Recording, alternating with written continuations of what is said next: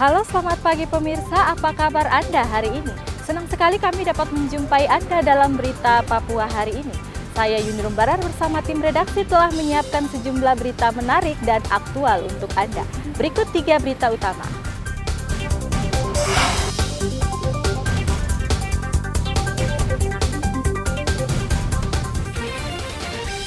Minibus yang dikendarai pengendara mabuk terbalik di Mimika, 1 penumpang tewas. Kirim sabu-sabu menggunakan ojek, seorang pria di Jayapura diringkus polisi. Akses internet putus, mahasiswa di Merauke kesulitan mengerjakan tugas.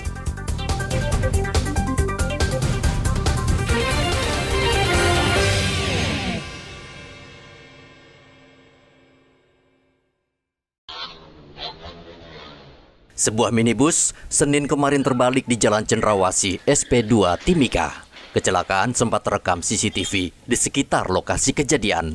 Dalam rekaman tersebut, minibus berwarna hitam ini terguling di jalan hingga menabrak tiang lampu. Akibat kecelakaan itu, seorang penumpang minibus terlindas mobil yang posisinya terbalik. Warga di sekitar lokasi berusaha membantu korban dan membawanya ke rumah sakit, namun akhirnya meninggal dunia. Menurut Satlantas Polres Mimika, kecelakaan disebabkan pengendara dalam keadaan mabuk minuman keras sehingga sulit mengendalikan mobil. Kendaraan tersebut keluar dari Hotel 66 menuju arah Tel Diana, namun sesampainya di depan Kencana Market yang bersangkutan putar arah menuju arah Petrosi. Pas di depan PT Auto Samudra, mobil tersebut hilang kendali dan terbalik, yang diduga karena adanya yang menarik handrem sehingga mobil tersebut terbalik mengakibatkan 1 korban meninggal dunia.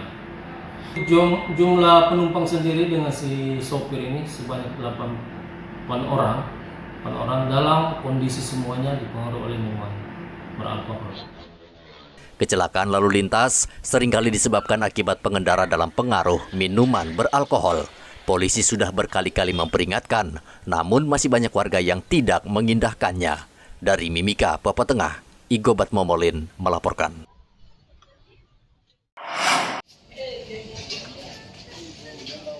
Satuan Reserse Narkoba Polresta Jayapura Kota menangkap seorang pria karena membawa narkoba jenis sabu-sabu. Ia ditangkap ketika sedang mengambil barang terlarang tersebut yang dikirim ke tukang ojek. Saat ini pelaku ditahan di Mapolresta Jayapura dengan barang bukti sabu-sabu 2 gram. Dalam pemeriksaan, tersangka mendatangkan sabu dari Bangkalan, Madura, menggunakan perusahaan jasa pengiriman barang. Kita bisa mengamankan 2 bungkus plastik clipper bening diduga narkoba. Ini hasil dari informasi yang diberikan oleh masyarakat. Ya, kita bisa mengamankan pelaku atas nama DB, ya, umur 24 tahun, ya, kelahiran Jayapura 2 Desember 1998, laki-laki, ya, agama Islam, pekerjaan pedagang, di mana yang bersangkutan ini kita kenakan pasal 112 ayat 1 Undang-Undang 35 tahun 2009 tentang narkotika, di mana ancaman hukuman 4 tahun dan paling lama 12 tahun. Sementara itu di perbatasan Skou, Satgas Yonif 122 Tombak Sakti menyita 400 gram ganja dalam operasi rutin di sekitar pos lintas batas perbatasan RI PNG. Ganja tersebut disita dari seorang pemuda yang saat itu sedang menunggu seseorang di seputaran gapura perbatasan. Saat dihampiri petugas, pemuda tersebut langsung melarikan diri ke Papua New Guinea. Di lokasi, petugas menemukan karung berisi ganja seberat 400 gram dan langsung dibawa ke pos perbatasan. Dengan batas gapura kurang lebih jaraknya 150 meter. Pada saat melaksanakan sweeping, ada salah satu pemuda yang kami pantau berdiri di gapura yang jaraknya sekitar 150 meter dari kami tempat melaksanakan sweeping. Yang bersangkutan tidak berani turun untuk melintasi kami dan untuk kami periksa. Akhirnya dengan inisiatif saya dan pos dan anggota karena merasa curiga, kami menghampiri pemuda tersebut. Tetapi pada saat kami berjalan ingin menghampirinya, pemuda tersebut langsung lari memasuki wilayah PNJ. Sebelumnya kami sudah melaksanakan pengejaran, namun karena berbatasan kami tidak sampai untuk melintasi ke wilayah PNJ. Pos lintas batas Kou kerap kali menjadi tempat perlintasan penyelundupan ganja asal Papua New Guinea.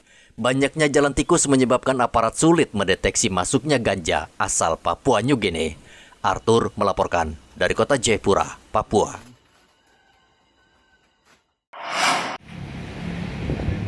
Penipuan dengan modus menggunakan nama pejabat dan aparat yang terjadi beberapa bulan lalu menjadi perhatian serius aparat kepolisian.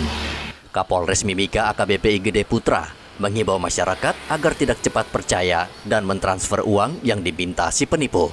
Menurut Kapolres Mimika sudah banyak kasus yang terjadi dan saat ini masih dalam penyelidikan polisi. Ada mengatasnamakan anggota kepolisian yang meminta sesuatu kepada orang tua yang mana anaknya dalam penanganan Polres Mimika, ya, yang bersangkutan meminta imbalan dengan iming-iming akan membantu untuk penyelesaian kasusnya. Ya. Jadi saya harapkan untuk masyarakat jangan terlalu mudah percaya, ya, dengan adanya telepon-telepon seperti itu.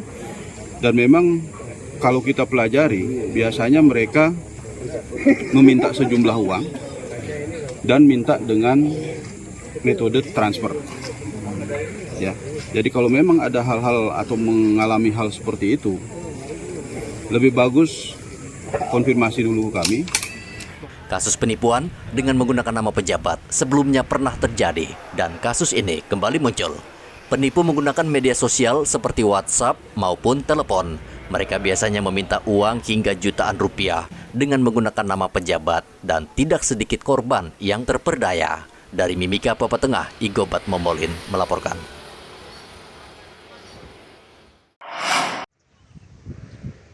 Tim Damkar Satpol PP Merauke mengevakuasi sarang tawon di rumah warga di distrik Tanah Miring. Hal ini dilakukan atas permintaan pemilik rumah karena sarang tawon ini membuat warga takut saat melintas. Menurut Kabid Damkar Doni Manuputi, pengambilan sarang tawon ini dilakukan pada malam hari agar kegiatan warga tidak terganggu. Tawon ini kalau kita lakukan pada saat pagi atau siang sore, kami belum punya ide.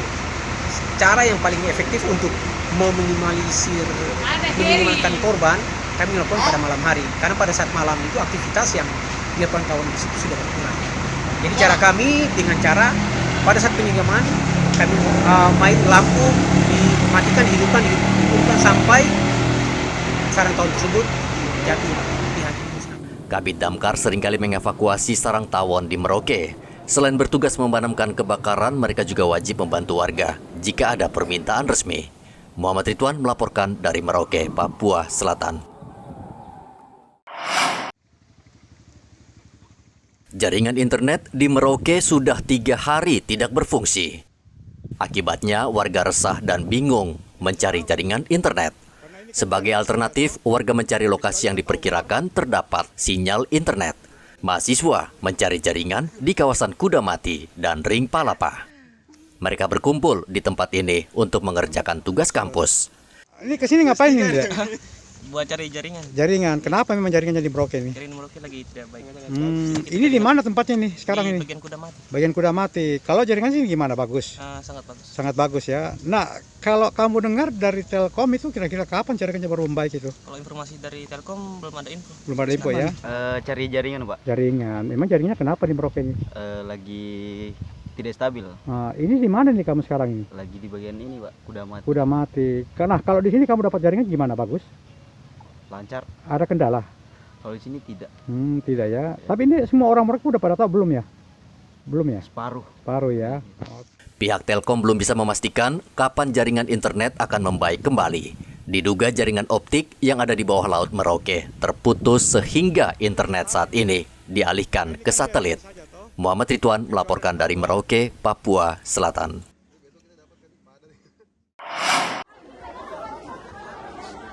Gubernur Papua Barat Paulus Waterpau melakukan inspeksi mendadak ke Pasar Sentral Kabupaten Teluk Bintuni. Belusukan yang dilakukan untuk mendengar keluhan pedagang atau mama-mama asli Papua.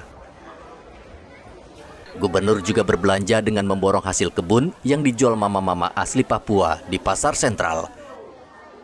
Inspeksi Gubernur Papua Barat ke Pasar Sentral ini untuk melihat harga sejumlah kebutuhan pokok, seperti bawang, telur, hingga ayam potong. Dari Sorong, harganya lokal ya, yang lewat darat harganya 1 rak ini dengan komposisi 30 butir ya, 30 butir. Ini harga beras, telur ayam ras, ayam ras ya, jadi artinya yang dipelihara ya, secara teknologi. Ini 75.000, saya sekarang ambil 2 rak. Ini produksi lokal juga, harganya 80.000 per kilo. Menurut Ibu ada kenaikan ya? Kenaikan berapa Ibu?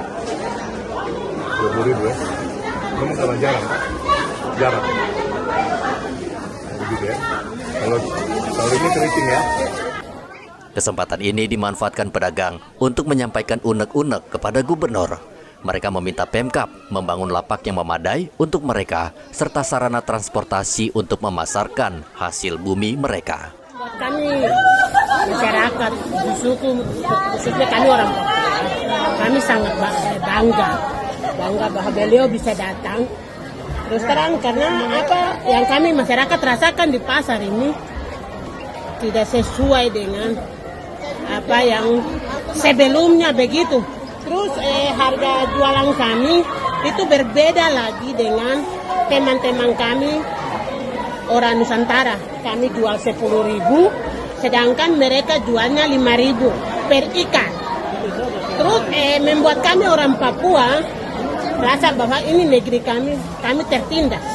Otsus ini datang kan bukan untuk kami orang Papua, tapi kami ini tidak diperhatikan dengan baik seperti itu. Pak Gubernur sendiri sudah lihat situasi kondisi pasar di Sentral Bintuni. Harapan kami ke depannya bisa tingkatkan pasar ini, bikin lebih bagus untuk mama-mama ini, dan bisa jual dengan baik. Karena sebenarnya lihat saja mama-mama dan jual ini, necek dan sebagainya. Mama dan mau buka itu bagaimana? Harapan kami untuk pemerintah bisa pelatihan khusus untuk mama-mama Papua ini, dan bisa jual baik, lebih bagus lagi.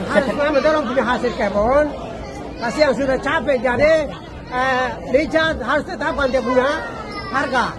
Karena biasa Richard banyak itu turun sampai harga di bawah. Ya, terus sama pula kacang tanah cukup sama. Jadi harus punya harga tetap, tidak bisa tawar lagi.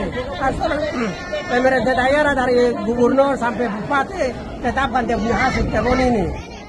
Kondisi lapak di Pasar Sentral Bintuni saat ini kurang memadai. Lapak menurut pedagang sangat kecil dan tidak bisa lagi menampung pedagang yang terus bertambah. Dari Kabupaten Bintuni, Papua Barat, Edi melaporkan.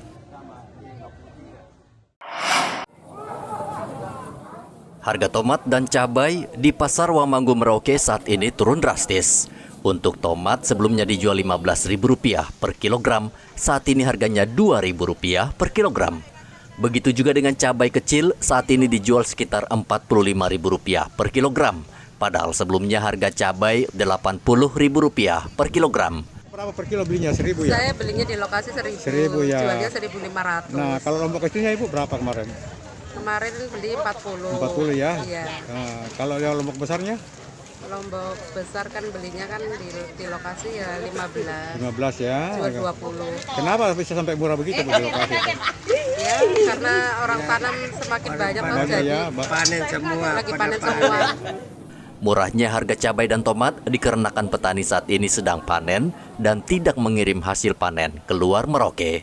Pedagang memastikan harga masih akan terus turun karena sejumlah sentra pertanian di Semangga dan Tanah Miring sedang panen. Muhammad Ridwan melaporkan dari Merauke, Papua Selatan.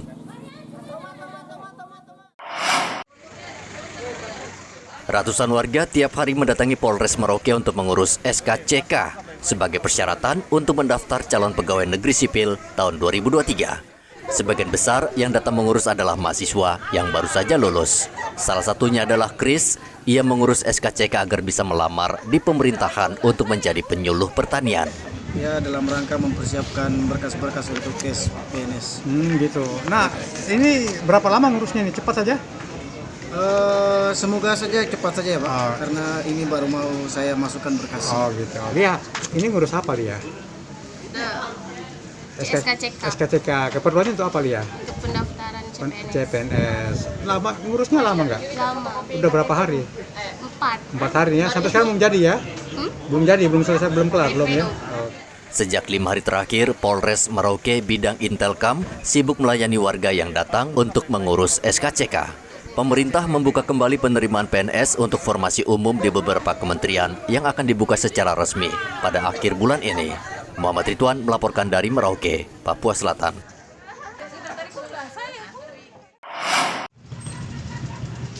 Warga Kecamatan Seringgu Merauke yang hingga saat ini belum mengambil jatah beras bantuan langsung tunai diberi kesempatan mengambil jatah beras di kantor pos Merauke. Warga selama ini tidak tahu kalau jatah beras masih bisa dibagikan walaupun belum sempat mengambil. Warga masing-masing mendapat jatah 10 kg beras. Tinggal di mana Bapak? Tinggal di Jalan Johar. Jalan Johar. Kenapa baru ambil Pak? Ini kan sudah dibagi 1 minggu lalu. Ini belum baru kasih tahu yang saya ambil. Oh, baru kasih tahu ya. Sebagian warga ada yang memanfaatkan kesempatan dengan mendatangi kantor pos Merauke, padahal namanya tidak tercantum di dalam data penerima. Di Mopalama. Sudah dapat cek beras belum? Dapat cek, tapi dari tahun lalu itu bulan 6 sampai dalam tahun ini kami belum terima. Nama tidak ada ya? Ya, sampai sekarang ini. Sampai sekarang ini. Kami daftar dalam berdomisili ke Wilayah Limpah Jaya itu memang berdomisili. Saat ini ada 6.000 keluarga yang menerima bantuan beras tahap kedua di 12 kelurahan. Muhammad Ridwan melaporkan dari Merauke, Papua Selatan. Informasi tadi sekaligus menutup jumpa kita dalam berita Papua hari ini.